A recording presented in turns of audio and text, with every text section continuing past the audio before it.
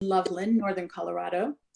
And I'm very excited to open up our statewide Together Colorado 2021 Legislative Kickoff. So it's very exciting. I'd like to read our credential. Together Colorado is a multi-race, multi-faith, statewide organization spanning 220 congregations, schools, and faith leaders from Pueblo to Grand Junction to Fort Collins. Our grassroots leaders have been organizing systemic change over the past 40 years on a variety of issues, including housing, criminal justice, immigration, healthcare, and climate justice. Together Colorado is a member of the national network Faith in Action. Now, let's see. Am I going to introduce Tonette Salazar? Anybody have a suggestion on that? Should I introduce Tonette Salazar? No, I think okay. Just go ahead. Yep. Okay, as in do introduce her? Nope. Don't introduce her. Okay, so our purpose tonight is threefold. We will be sharing Together Colorado's legislative priorities for the 2021 session. We're going to be asking support of our members, and we want to hear about your legislative priorities. So I believe that we move on now to Lee McNeil. I'd love to introduce Lee McNeil, who is the board president of Together Colorado. Do you mind if I make the interpretation announcement real quick? Oh, please, I forgot. Yes, please. So we will have a bilingual meeting tonight. We are privileged to have Spanish and English represented in our communities. We have live interpretation. So if you are not fluent in both English and Spanish, we do ask you to turn it on. There should be a button in the bottom menu of your Zoom screen with a little globe icon that says interpretation. You can click on that and choose English or Spanish. If you're using a smartphone or a tablet, you might have to click the button that says more and then choose language interpretation and then choose your language. Muy brevemente, si tenemos interpretación. Very briefly, we have interpretation. There's a button that says interpretation with the image of a globe, and you have to click that and you can select your language to hear the interpreter. If you're not functioning, please let me know in the chat. Great. Thank you both. Actually, I think I'm supposed to introduce in general Together Colorado's legislative priorities before I send it off to Lee. Our first priority is, one of our priorities is show-ups, the practice of police identification, which is highly unreliable and which is racially biased. The people of color, BIPOC, people of color, and the poor are often presumed guilty, even when having done nothing wrong. And now I will hand it over to Lee.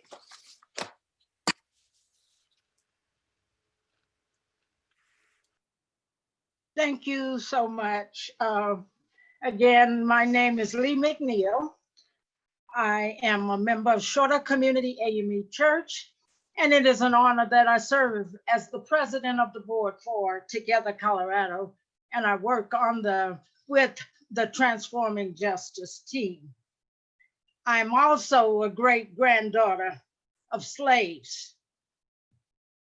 And here we are with an awakening which continues before us. And this fierce urgency of now is still here. I think I spoke on this before. And I'm asking that each of us speak out. We don't stand by silent and not speak on the urgency of now. The fierceness of racism and white supremacy is in our midst and in our faces as we speak, intertwined through every system. Black and browns being continuously killed, their lives taken like we're in a war zone almost every day. Our democracy is being threatened. It's being challenged. and it is at stake. We've got work to do. We have gone through the election process. We have spoken, yet our nation is still in a turmoil, and we're still in a flux. And though we're at a period of change, our voices, our work does not stop here. Our work is more important now than ever. Our Colorado legislators, we have asked and we continue to want to be at the table. We will be at the table. As people of faith, we've committed to forwarding the human dignity agenda that we have worked on in Colorado through this legislative session. We will continue our faith responses for coming back together as a country, a nation. We're in a dark space now, and hopefully each of us will be a child. We will be children.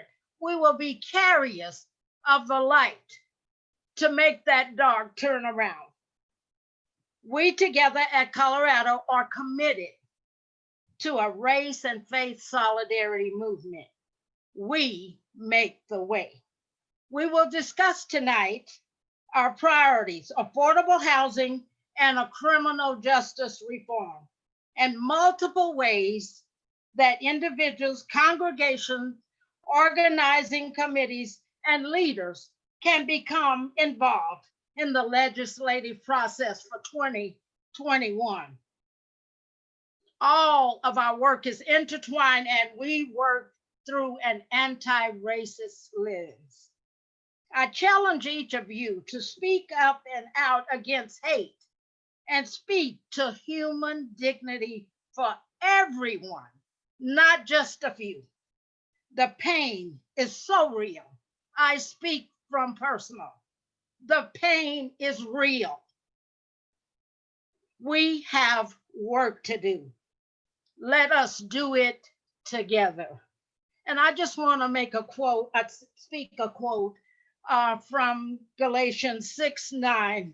Let us not become weary in doing good, for at the proper time, we will reap a harvest if we do not give up.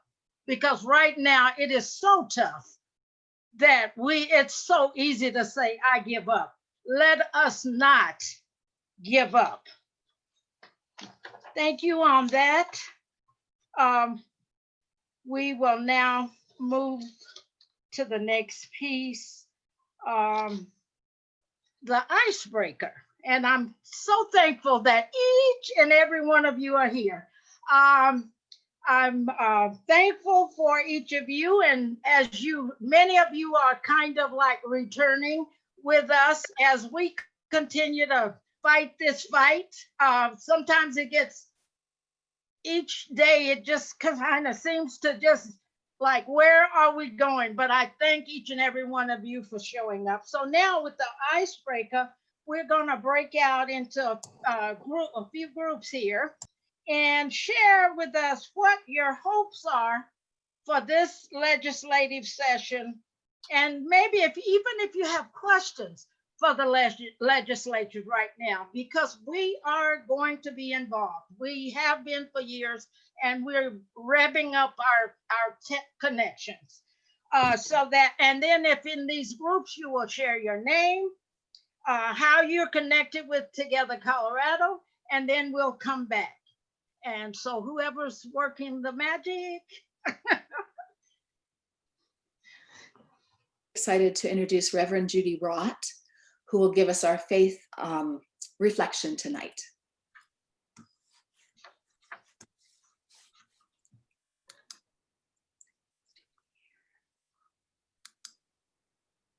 Judy, before you speak, for folks who don't know, you have to re-click your interpretation when you come out of a small group. So please do so per what Adrian taught us at the beginning of the meeting. Thank you. Thank you. I must have missed that. Oh no. Are we okay now? Great. Yes. Sorry. Together, let us pray. We're gathered as one part of a whole created order. We dwell on one planet, which is our home. We have divided this one planet into numerous nation states, chosen various patterns of social organization, subdivided our nation state into political parties and into different religious bodies, each claiming a sovereign deity. One planet, one race, one holy presence known by many names. In this moment, we ask very specifically for guidance for our nation. Give us the courage to face who we are. Give us awareness of the diversity that exists among us. Give us courage to engage one another and wisdom to find common ground. Show us the work we're here to do, the people we are here to serve. Help us to give voice to the voiceless, food to the hungry, hope to those in despair. Help us to give power to the powerless, sustenance to those depleted by the struggle to survive. Empower all who hold power to use it, to enhance the lives of those who have none. One planet, one race, one holy presence. We offer this prayer in the many names of the one holy presence. Amen.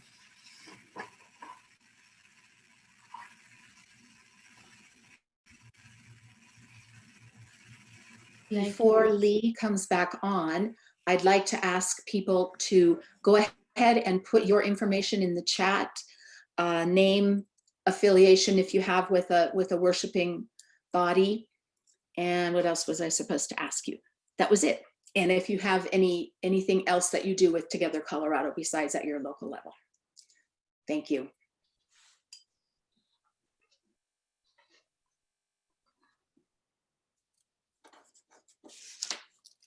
Okay, we'll now go to the legislative session overview and share with you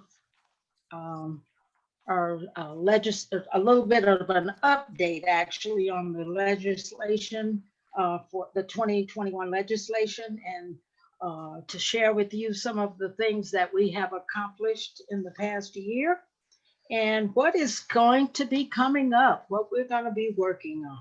So first and foremost, I'll just give you a little update on the legislation as we speak today. It began with yesterday, and with the swearing in and a quick passing of a time-sensitive passing of the bill so that it allows legislators to be able to attend remotely in the future. Once these bills are passed, once they have like a handful of bills that they like emergency, like working through. So once these bills are passed, the legislature will then take a recess on Friday until February 16th because of the COVID numbers, and depending on the COVID numbers. And as we move forward, will depend on the gathering of the legislation. So with the large groups and all of that, it all ties in with the COVID. And at this point, approximately 500 plus bills and the state budget will be introduced and debated. Sessions normally will end in May, as we all know, like the second week in May. At this point, with the late start, it will probably be run out at a longer period of time, and the sessions will probably continue until June. And that's kind of what we have right now. We don't have a whole lot because, as you know, we are still dealing with COVID-19. So with that being said, so we'll now share with you a summary of what has been accomplished. If you'll share with us. So out of, in 2020, we were busy. We stay busy, but we need more minds, bodies, and souls that believe in what we're doing. So out of 18 bills, Together Colorado supported passed in the affordable housing, criminal justice, economic justice, healthcare, and immigration. And over 1,400 letters were sent to legislators in support of reducing Colorado's prison population and ending the use of private prison, funding for the eviction legal defense fund, and protecting mobile home residents from retaliation, evictions, exploitations, and prohibiting civil arrest of immigrants when showing up to their court appointments. Imagine that. We had over 200 Colorado faith leader signatures in support of a universal paid family and medical leave program and extending the moratorium on evictions and foreclosures. By the way, we are now, as the state of Colorado, have paid family and medical leave. Yes. And then we have, many of us participated in the organized texting. So we had relational organizing text sent by Together Colorado leaders and faith leaders on outreach circle to their networks in support of various pieces of legislation. And we will learn more about the outreach circle and training later on our agenda. And then human dignity delegates, which you will also hear a little bit about. We have a human dignity delegate guru on our team. With that being said, we signed up for close to 100 to build a base of grassroots leaders to promote legislative accountability. And so that's kind of some of the main points of what we did in 2020 to help move along our legislative piece. Thank you so much. Okay, so with that being said, tonight we are honored to have 3 champions with us from the legislature, which we are so proud of. And with that work being done, we will continue to embrace and reach out to our legislators in order to help move some of the pieces that aid us in moving forward our human dignity piece for our communities in Colorado. And our call to action will cover some of the steps that we will be working on as we move forward. Okay. Now, as we, one of the really important pieces of our organizing work through Together Colorado is personal stories. It's reaching to the heart of what's really affecting our communities. It's not what the media makes up or what is he said, she said. It's real. It's the hurt and pain that so many of our people go through, yet many times they are not addressed. So right now we are going to entertain 2 testimonies. Our first and the 2 legislative pieces that we are backing are the criminal justice piece, show ups, and housing. Our first one will be Sharon Battle, who will share her story.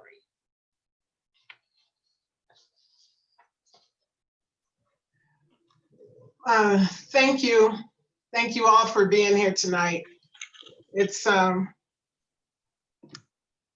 great to have this opportunity to share with you that so many of you have taken this time and committed to listening. I want to talk to you about my story based on what I value. And I'm looking forward to sharing that because I think it's important to you too. I want to live in my state, our state of Colorado, here with my husband, my sons, my daughters, and I want to feel safe walking down the street.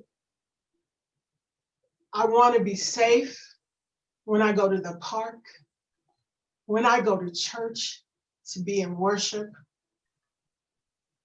I want my children, as they come home from dates or go to school, whatever situation they participate in our democracy, I want them to feel free to do it.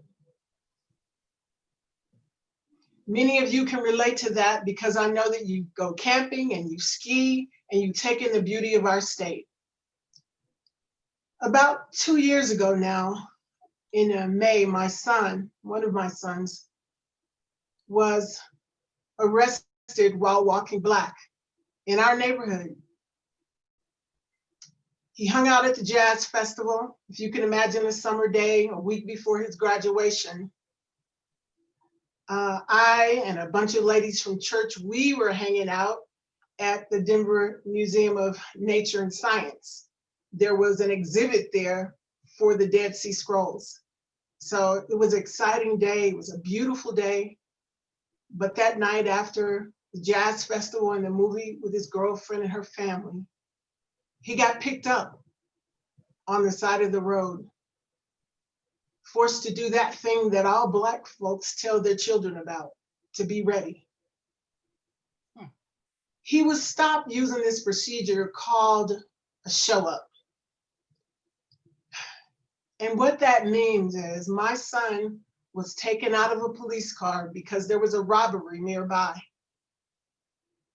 And after he was arrested, he was placed between two police vehicles on the side of the road, in handcuffs, with an officer on either side of him. Imagine how guilty that makes you look. And what the police did was they brought the victim, who had been traumatized that night, in the back of another police vehicle, 50 feet away across the median from where my son was standing. And they drove her past him so that she could make an identification. So in 4.5 seconds, my son's life, our family's life, was changed forever.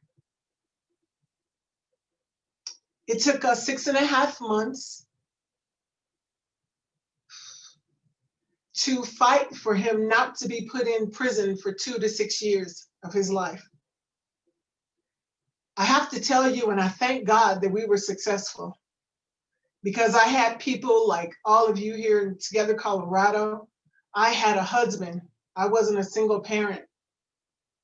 I had people fighting for me, and I was able, because of the work that I do, to be able to fight. There are so many people who can't fight. A show up is when they take a single person and they present that person alone to the victim or the witness of a crime and ask, is this the person? And when a positive identification is made, then that person is then arrested. So my son went from being detained on the side of the road, suffering this procedure, to being arrested officially. That's what happened to my son. And what I want you to know about how that affects a family is an ordinary day that any of you could experience was transformed into something ugly, life-altering, traumatizing. And unfortunately, it's happened every single month since this happened to my son. So if you silently count from 1 to 24, just in your own mind, And imagine that happening, that trauma happening on television for other people and for you and your family again and again and again. So what I want to do is invite you into this work with us, this anti-racist work, because it's the same for housing and for every other thing that we're fighting against. Every other sharing of democracy that we're asking for is tied to anti-racist work and this change in our policing. We're asking that the state of Colorado train all officers in a uniform manner across all law enforcement. We're asking that data be collected because currently there's no data being collected. And this procedure, this identification procedure, is only used in the most extreme of circumstances. And when that happens, then I can say that I'm a part of this democracy in the ideal that it's been presented in our nation.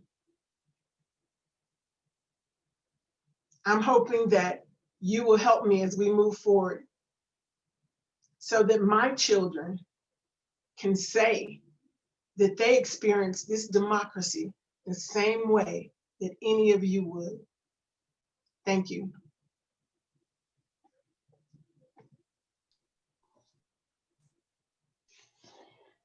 Thank you, Thank you Sharon. so much, Sharon, for sharing your family's traumatic story and for inviting us to join you in fighting injustice. I'm going to speak about stable housing, which is a part of human dignity, a basic necessity. Jude, I think we have one more testimony. Miss Lee, that's Rachel's actually already speaking. Okay. Oh, she's on mute. Do you need me to begin again? Okay, go for it. I'm sorry. Yes, so I will be speaking about stable housing, another aspect of human dignity, a basic necessity, and how it strikes me as incredible how hard it is for disadvantaged communities to secure stable, adequate, and affordable housing. The disadvantaged are actually quite a lot of people. I'm talking about many single income families, people with disabilities, mental illness, recovering from substance abuse, family instability, the elderly. There are also people who have had life setbacks, divorce, incarceration, a health crisis.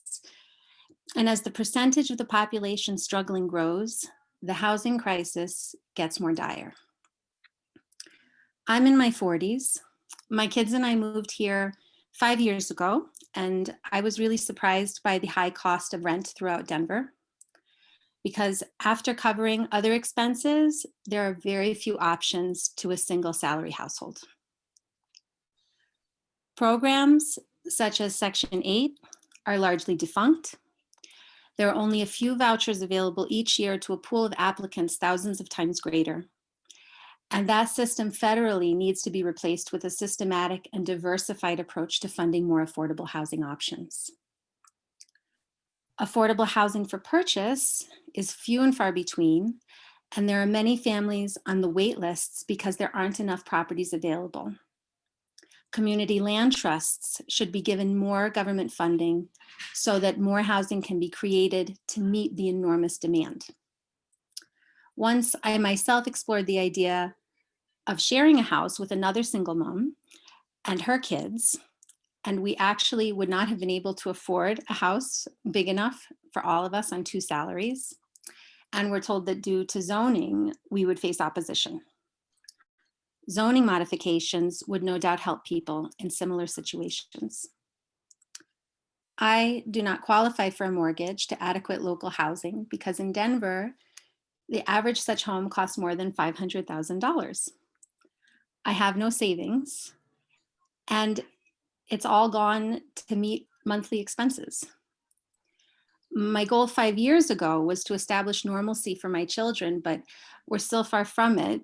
My kids who are in elementary, middle, and high school all share a bedroom. No one has a desk. There's no room.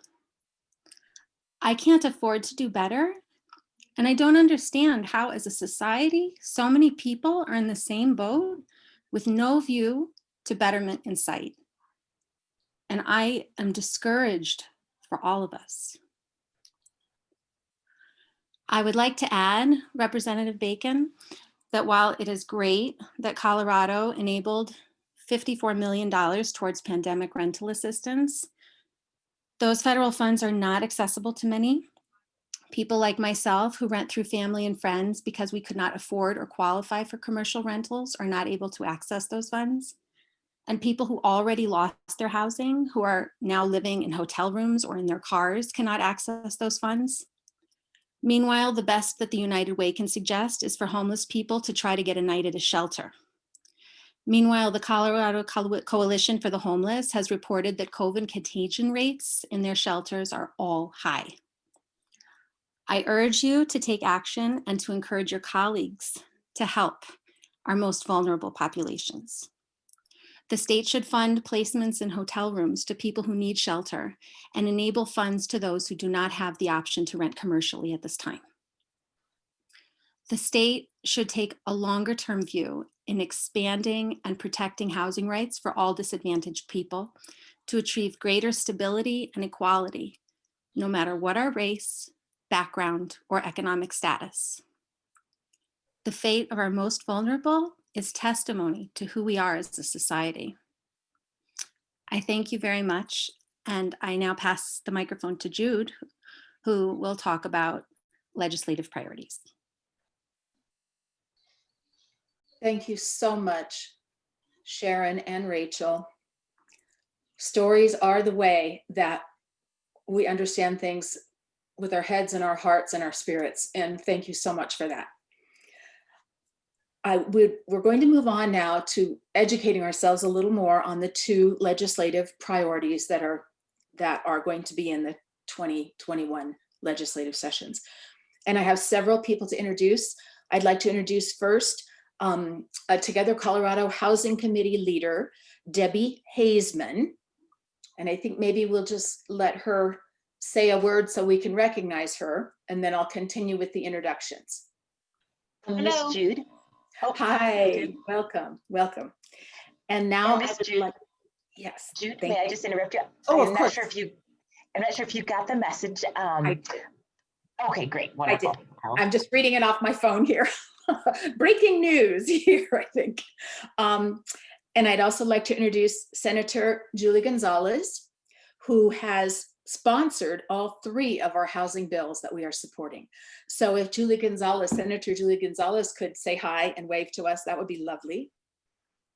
Hi, all. Buenas tardes. Buenas noches, casi. Good evening, everyone. Great to be here. We are so happy to have you here. Thank you so much.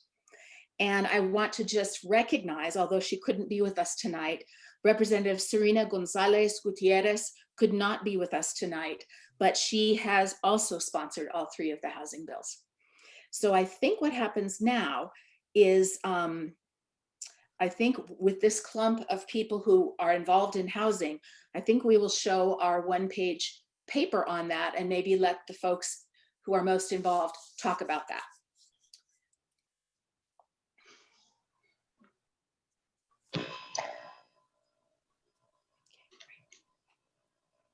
I think, go ahead, Debbie. We'll let you start us off.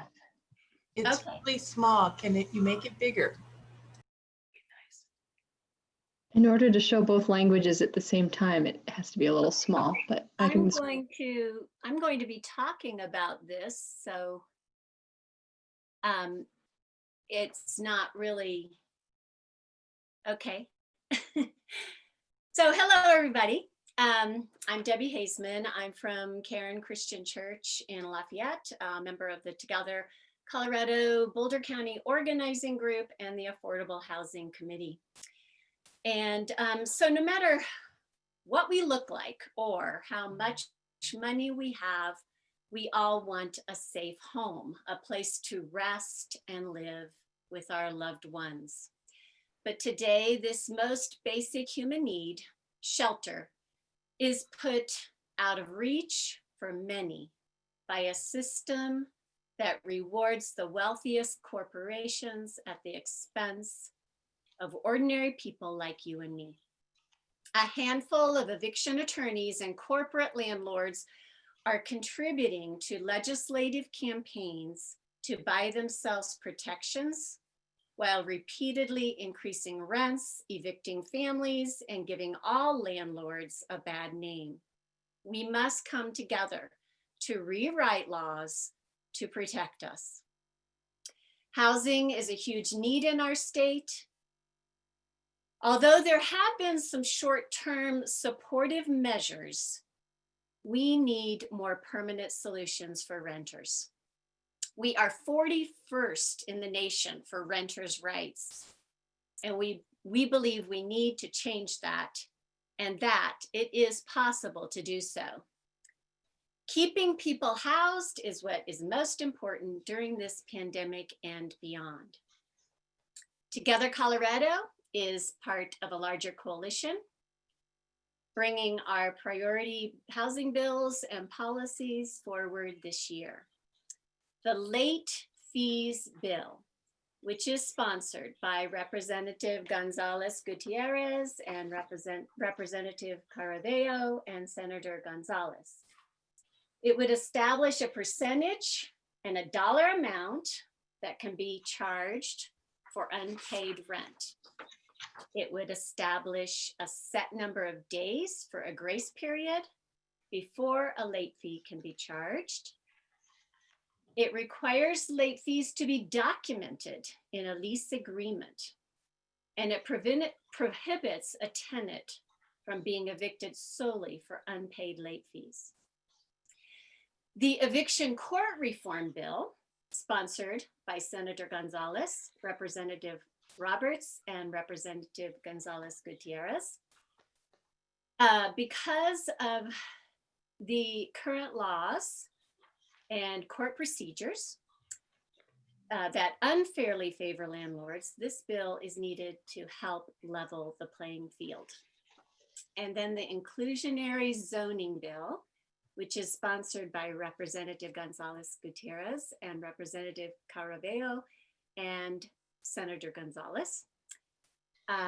Colorado is facing a housing crisis, and local governments do not have the tools necessary to create affordable housing. The Colorado General Assembly should allow local governments to create local solutions to their own housing needs. Solutions such as requiring that a certain number or percentage of new housing units meet certain affordability requirements. And then the last one is the Eviction Legal Defense Fund, which is not a bill, but is a joint budget committee line item. Low-income tenants who are facing an eviction are typically unable to access legal assistance. For tenants who represent themselves in court, navigating the complex legal systems of landlord-tenant laws can prove to be an impossible task. This major shortcoming in our legal process contributes to cycles of poverty throughout the state of Colorado. The Colorado General Assembly must ensure that general fund dollars for the Eviction Legal Defense Fund are maintained at current levels or even increased to assist tenants as they recover from the pandemic and beyond. Thank you.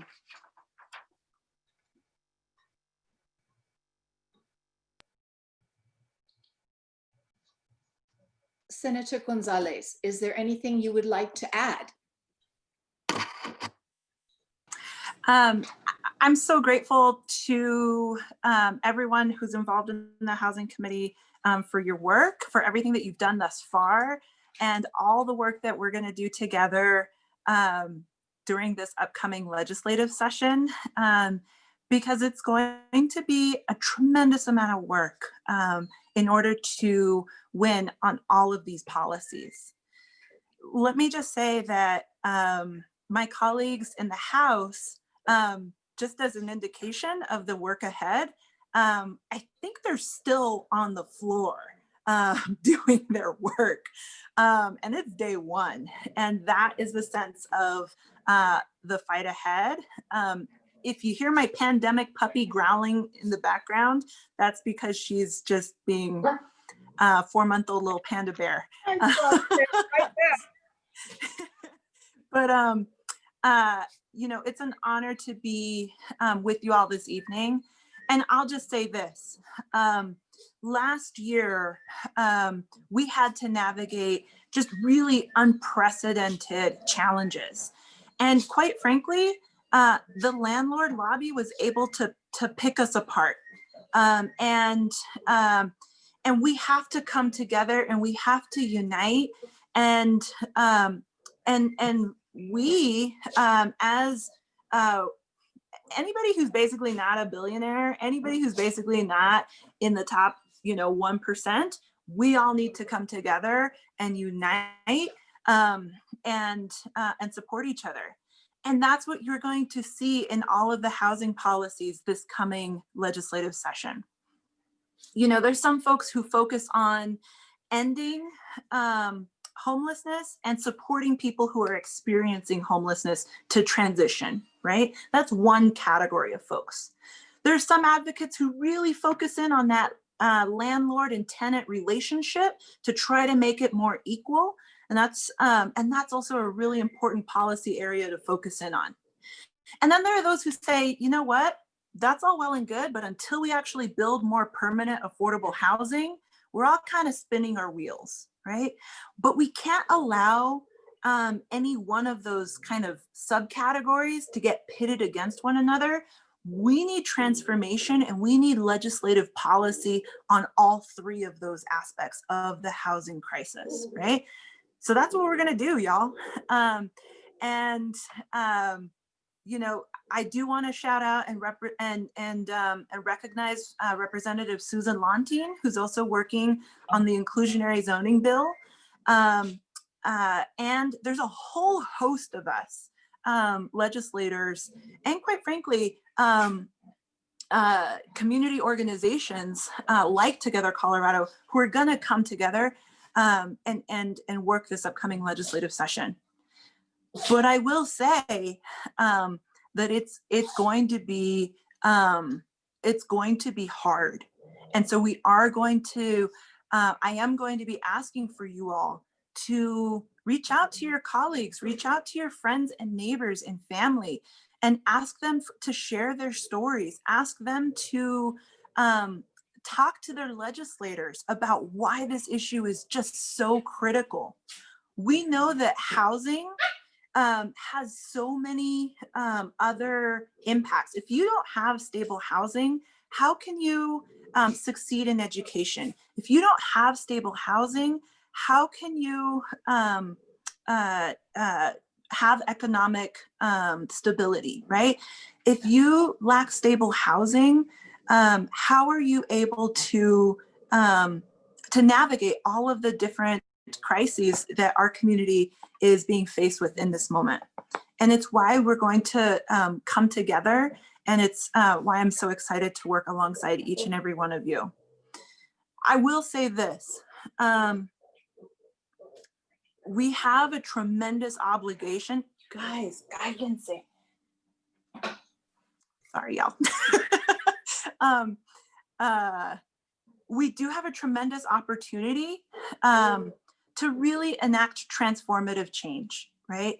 And I will say this as well, because like many of you, I was really shocked to see what happened in Georgia last week, right?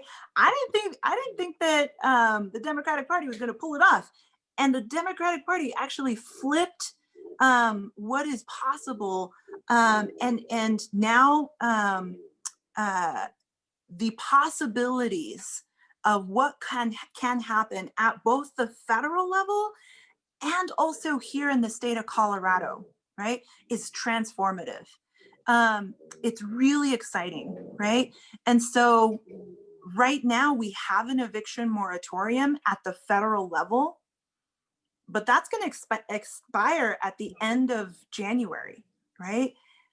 What will the Biden administration do at the federal level that then creates a space for us to really operate and create transformative policies here at the state level? It's really exciting. And there's so much hope and opportunity, but there's also so much need, right? And it's why I'm so excited to work alongside each and every one of y'all on the multiple bills. And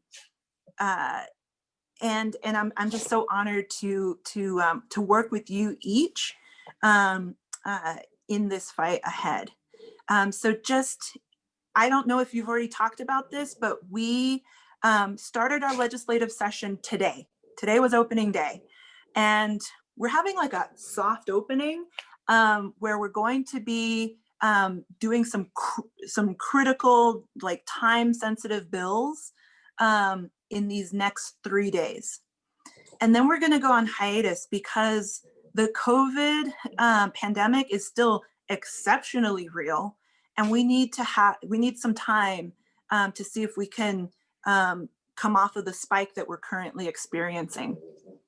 We'll come back in mid-February, and at that point, we'll know exactly what the Biden administration, whether they have extended that federal moratorium or not, and that will give us a clear sense of the playing field ahead.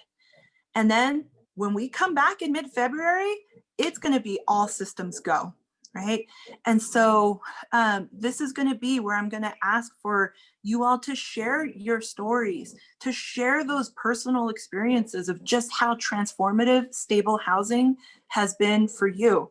I can testify to that in my own life because I live in an affordable housing unit. I wouldn't be able to serve in this position that I now hold had somebody not fought for me to create the affordable housing policies that I now enjoy, right? And so we need to fight for each other, and that's the work ahead. Thank y'all so much for everything, and I look forward to collaborating in 2021. Thank you. Senator Gonzalez, thank you so much. Your passion, your level of information, and ability to deal with complexity is wonderful and very encouraging. Thank you. I would now like to introduce someone from our Transforming Justice team, a leader from that committee, who will speak to us about the first time that Together Colorado is actually leading on a bill. I'd like to introduce Mimsy Tackney Moen, please, if you could join us.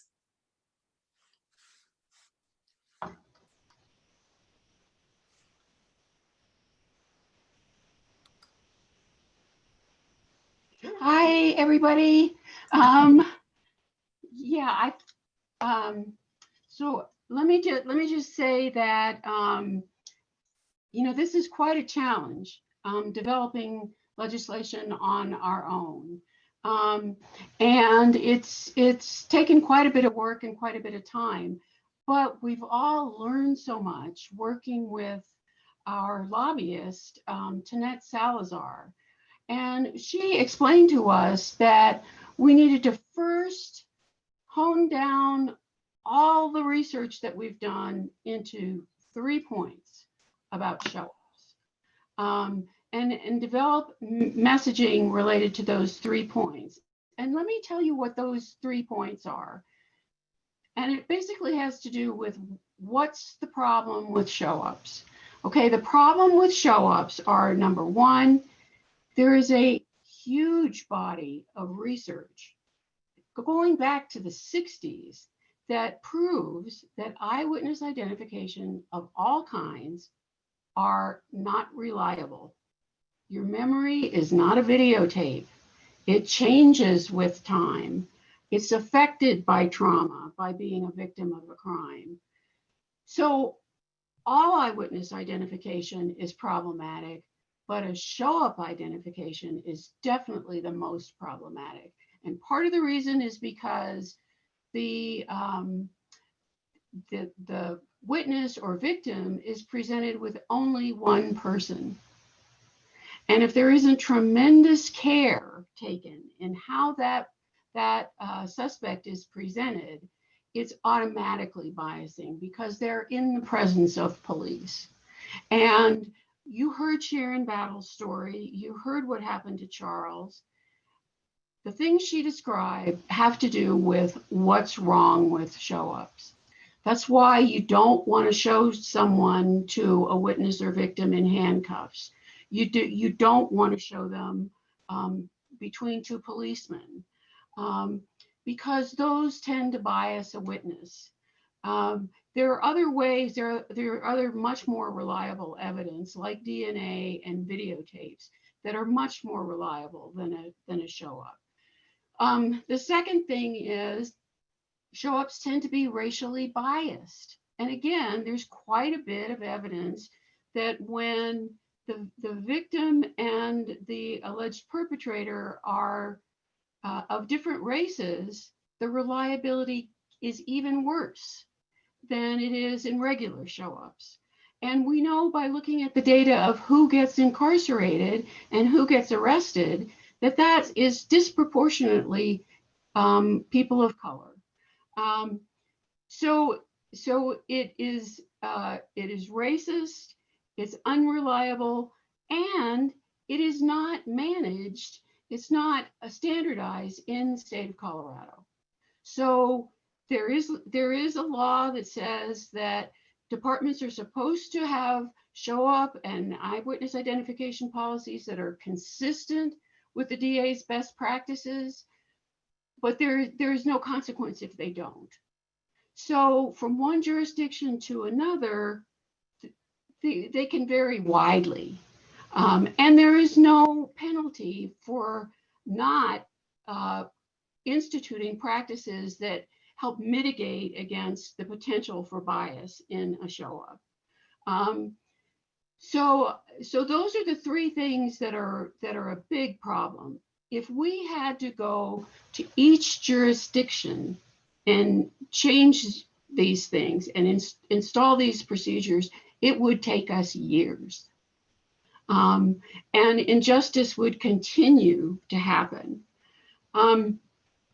So in our process of pulling a bill together, we got our three main points. Then we had to develop messaging around those points, and we had to develop like 3-minute descriptions of why we think that we need this legislation.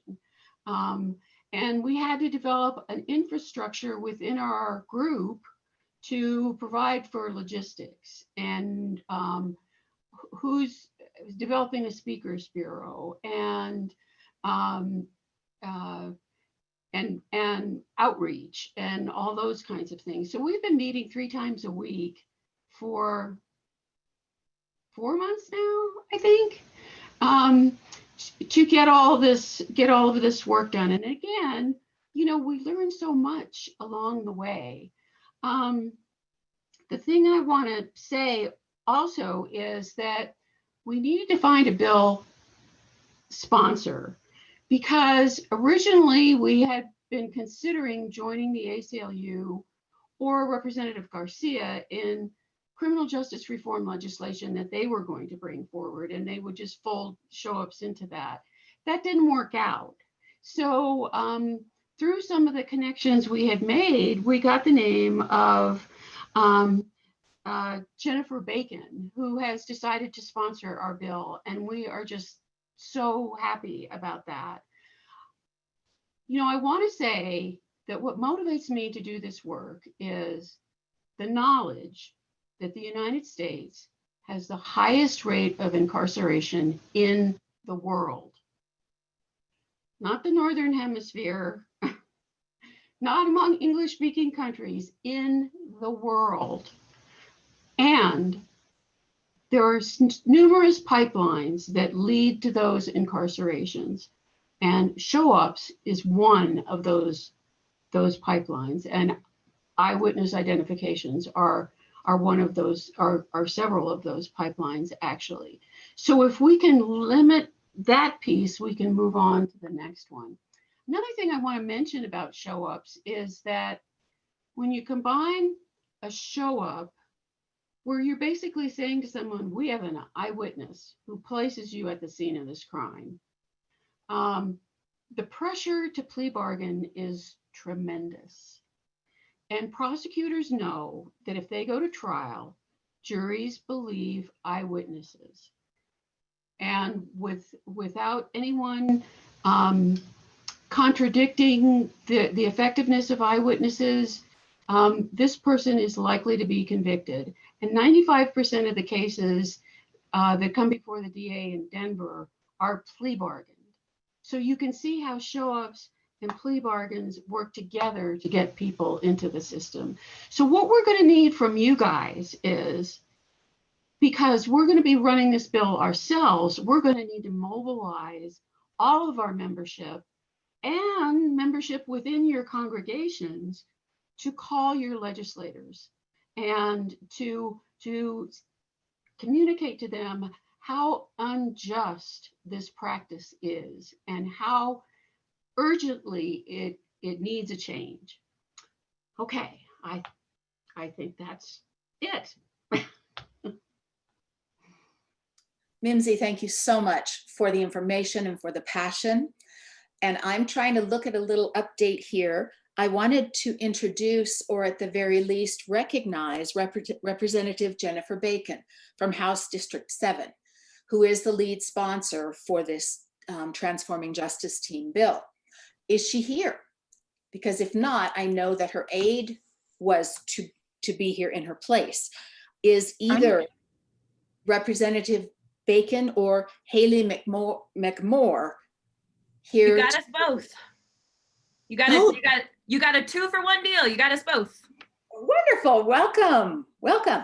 What would you like to add to everything that Mimsy shared? Well, hi, everyone. My name is Jennifer Bacon, and I have the honor of representing House District 7. And it's incredibly exciting to be here with you all tonight. I've had a chance to work with Together Colorado in a bunch of different capacities for the last 5 years or so. I'm also currently serving on the Denver Public School Board. But interestingly, and most importantly to me, in regards to bringing bills in front of the legislature, it's really important for me to be able to walk with my community as partners in shaping our futures. And one of the things that's also really important in this representation is that, I believe that those who are most impacted by policies should be at the table in making them. And when I think about the story that Sharon Battle shared, which, she is also my neighbor. A lot of you live in House District 7, which is Northeast Denver, which includes Montbello, Central Park, Northfield, and Green Valley Ranch.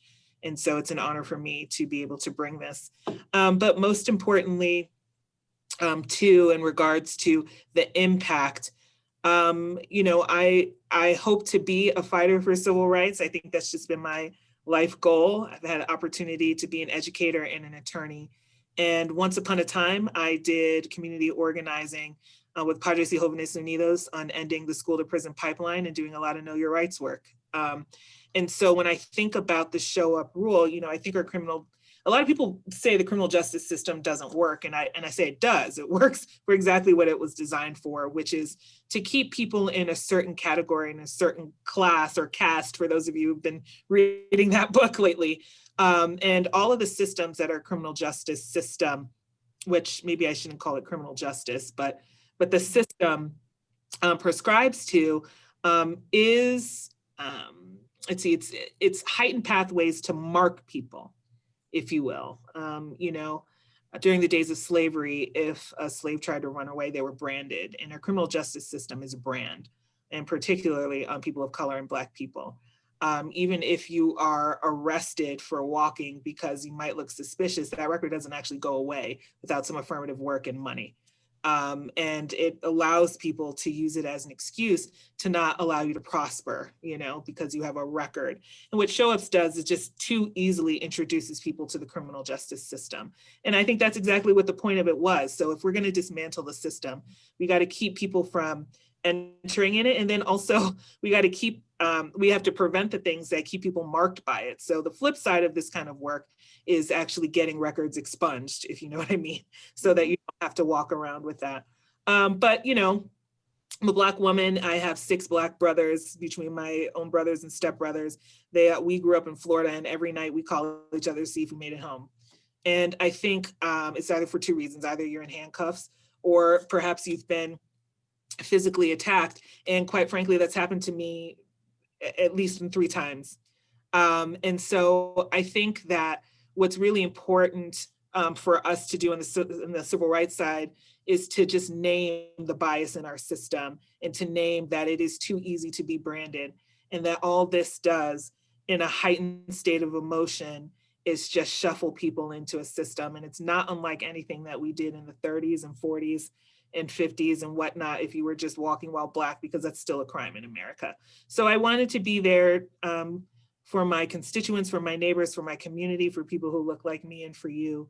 I'm a new legislator, and I'm glad that we have some of our veterans on this call. And so I hope that you'll work with me in that newness as well. But if there is ever something to fight for, to be able to name, and with whom, with you all, I'm really grateful for the chance to do it. So it's a big bill. Anytime you want to talk about law and order, you guys know who's going to show up in opposition. But this is the time. I think what we saw last week and over the summer, people just can't deny the systemic and institutional bias that exists in our country. And hopefully this is a window and an opportunity for us to tell real stories about the world that we live in. And it doesn't have to be like this, you know? So I hope that helps. I'm sorry, we've been in session all day. And so, I know I had some senators on here, and they were coming around hanging. They're like, why are y'all still here? And I'm actually in my office, because we'll probably be called to the floor again in like 30 minutes. So sorry for that. And sorry for my face. My hair was less puffy this morning. It's like, this is day 1, y'all. So anyway, so that being said, you know, happy to take any questions. Wanted to just move quickly. The lead up to this was fantastic. And I know we want to say some prayers and offer any grace this evening. So happy to take any questions, or if you need anything else. I think are there other states that are models that have passed this type of legislation? There are in the Midwest. And the interesting thing is Denver Police Department has, you know, because of your organizing actions, actually over the last couple of years, Chief Pazin is a little bit more receptive to me than he's been in a long time. So I wanted to offer that as well. Well, I wanted to thank every one of the public servants, the representatives and senator who were able to join us.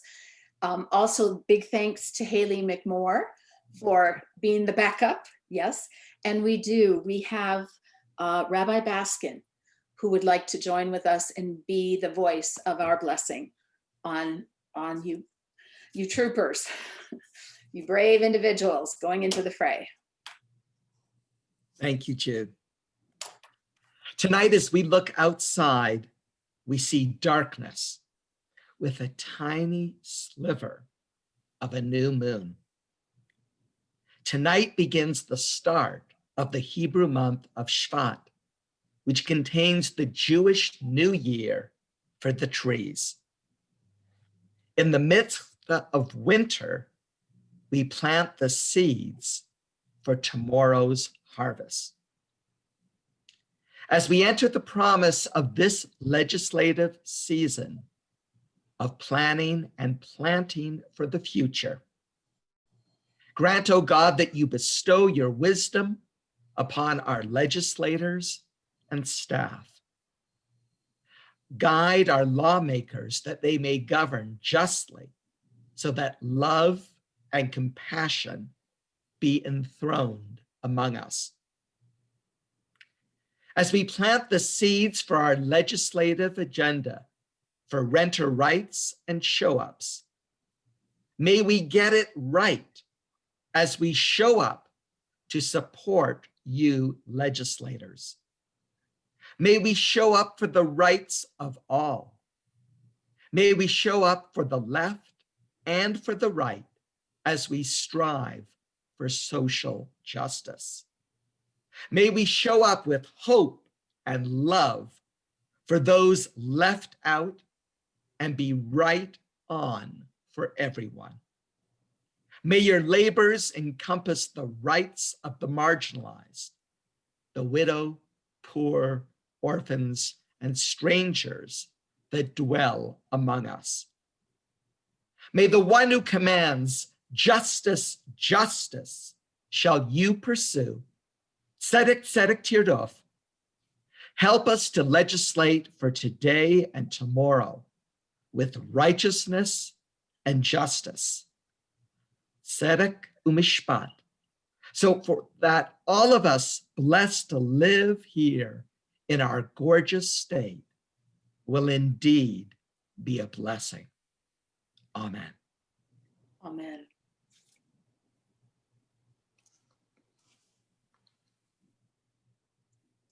Thank you so much, Rabbi Baskin, for sharing the words that we have in our hearts, but didn't know how to say them. Thank you. And I think we're going on to Rachel. Together, Colorado believes that we can build power and make positive change in our community, including the legislature, when we have an organized base of grassroots community members like yourselves. Marilyn Ackerman is going to share with us how she is doing that. Good evening, everyone. I'm Marilyn Ackerman. I'm a member of Montview Boulevard Presbyterian Church and a member of Transforming Justice, working on show-up identifications for 2.5 years with Sharon Battle and my colleagues in Transforming Justice. I took literally a year ago what the staff of and core leadership of Together Colorado told us to do last year, and that was to engage in building human dignity delegate teams. And we were asked to take on 10 people in our lives to work through an anti-racist lens and a civic engagement lens to get people motivated for last fall's election.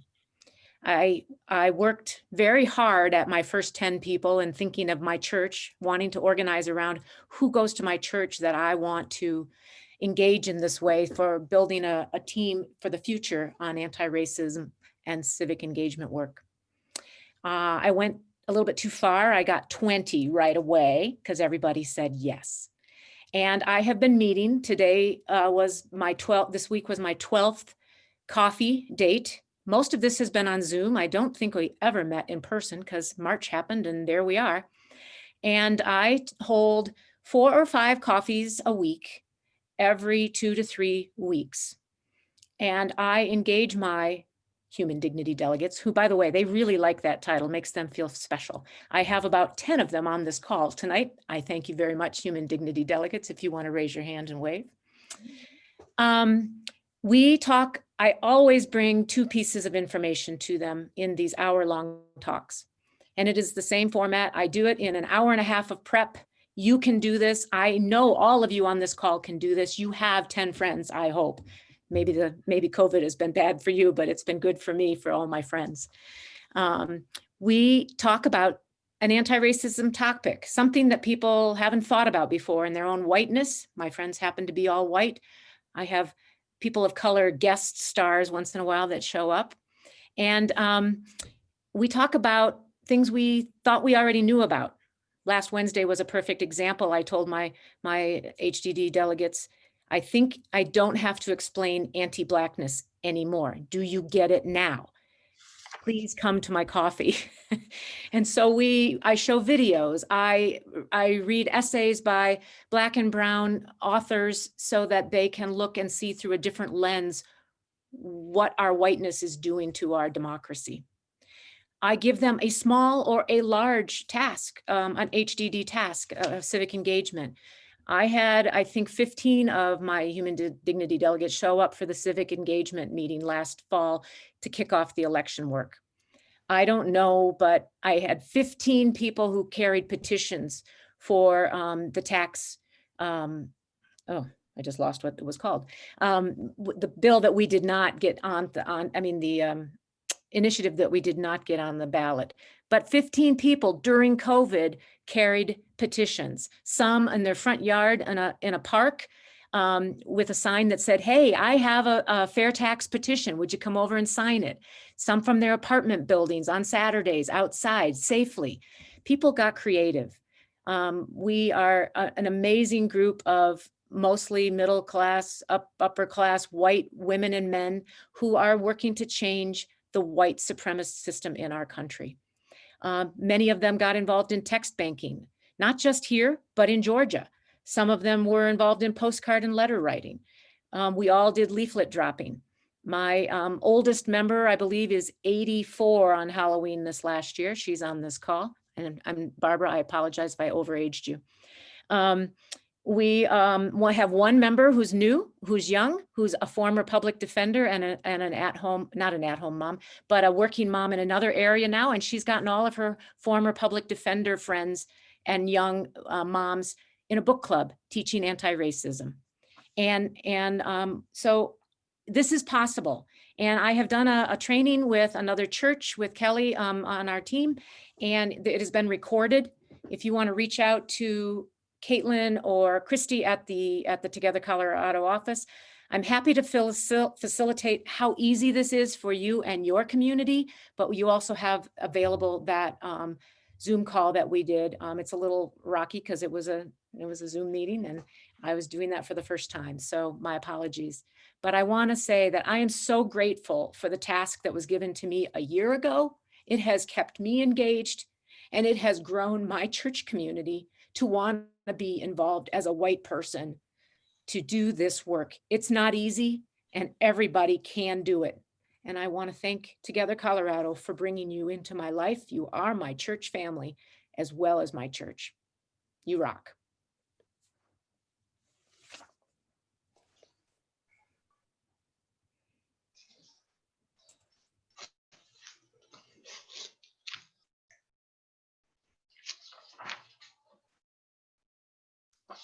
Thank you so much for everything that you shared. And I know we'll be hearing more about the human dignity delegates soon. So, and thanks for the recorded thing. That's very valuable. I think it's now time to introduce Veronica Camargo for our call to action.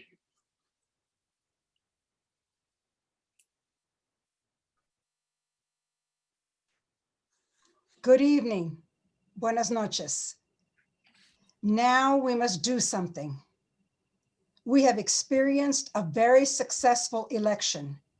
Our new president will be inaugurated in a few days, and we have begun celebrating the opportunities and doors that will soon be open in our quest for racial equality and social justice for Black, Brown, Indigenous, and poor people in our communities.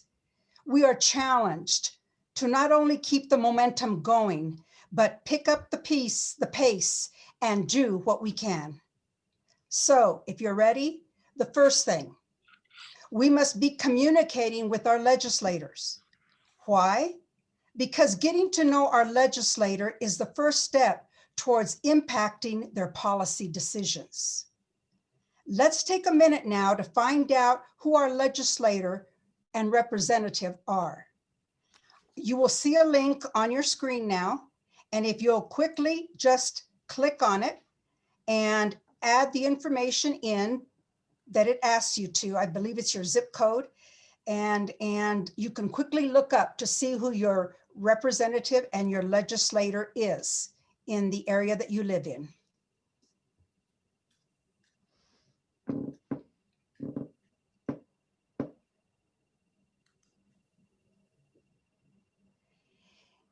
That the database that you're looking at is not updated yet.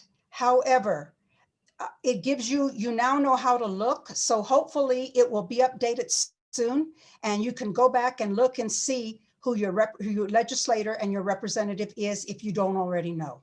Okay. Now, so let's go on and let's see now how we can get involved during this legislative session. Click on the next link. You see the form of options that are available to you. I will go through each one and you may check the ones that interest you. I'll give you a minute to make sure that everyone is able to open that up and see that form. Actually, it's being put on the screen here.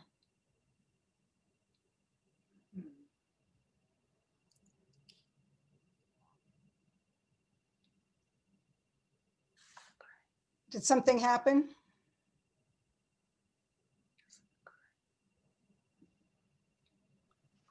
No, I think Adrienne is sharing her screen right now. That is not my screen. No, it's not.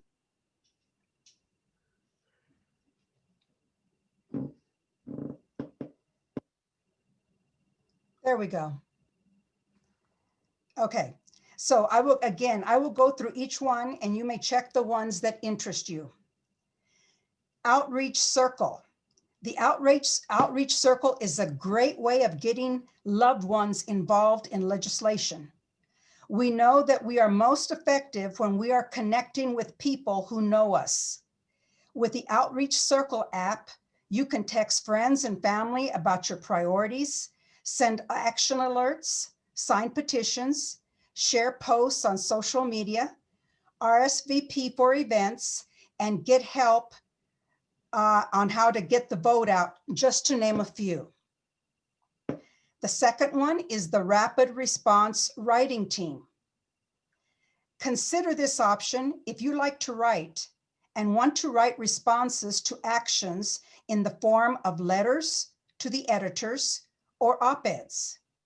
This is an excellent way of utilizing your writing skills and still help to move legislative issues. Twitter. With this option, you will reach out to legislators to lobby for particular issues. This is an effective way to educate and pressure legislators from a distance. The training session has already been scheduled for Twitter. So you may sign up for the Twitter sessions trainings on January the 26th at 12 or January the 28th at 6 p.m.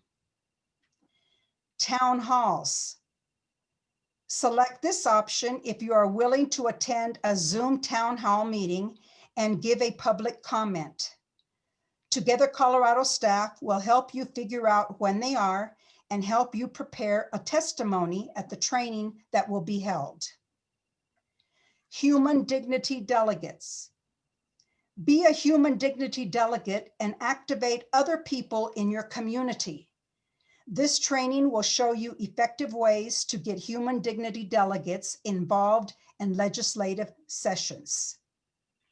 So, mark which area you are interested in, and staff will reach out to you to provide you with guidance and training as needed. If you have difficulty accessing this form, don't worry. It will be sent out to all of you again after this meeting.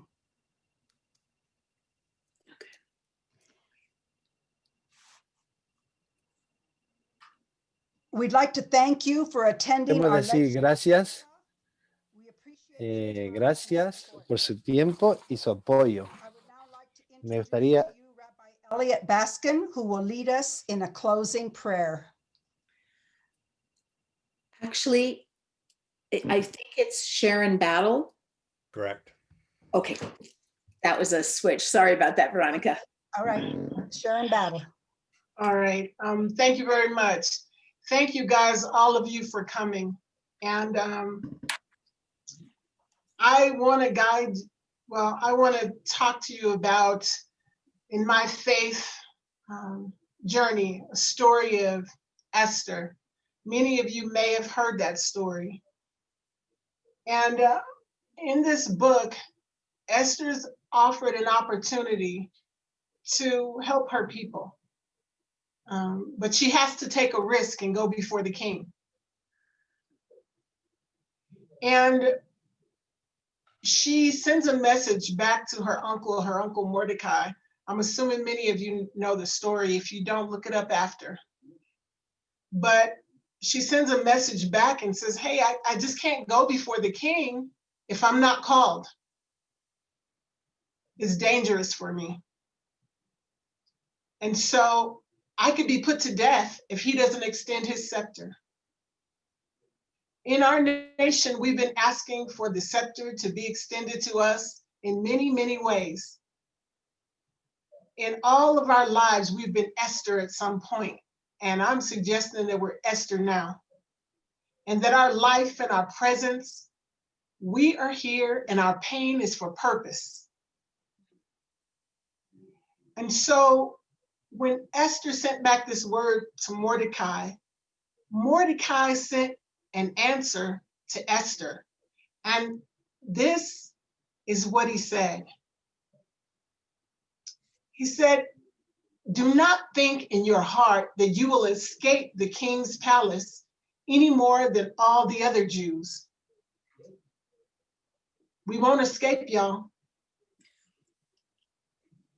For if you remain completely silent at this time, relief and deliverance will arise for the Jews from another place. But you and your father's house will perish. Yet who knows whether you have come to the kingdom for such a time as this. I believe all of you are here for such a time as this. So I'm asking you to pray to God in your own voice, in your own tongue in this moment.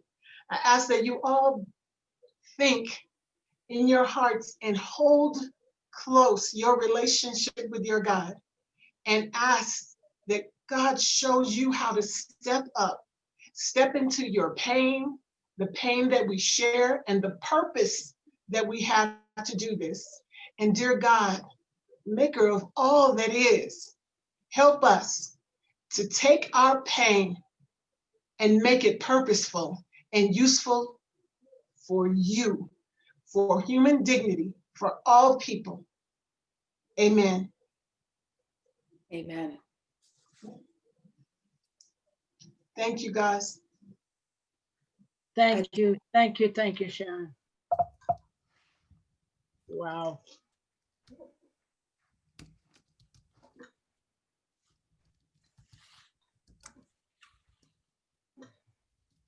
Well, as we go on our way, I'm thinking, I just want to reiterate and thank everyone for being with us tonight. And I'm looking forward to seeing you in the continuing days ahead as we get busy. We have work to do. Thank you, thank you, thank you. Good night. Right.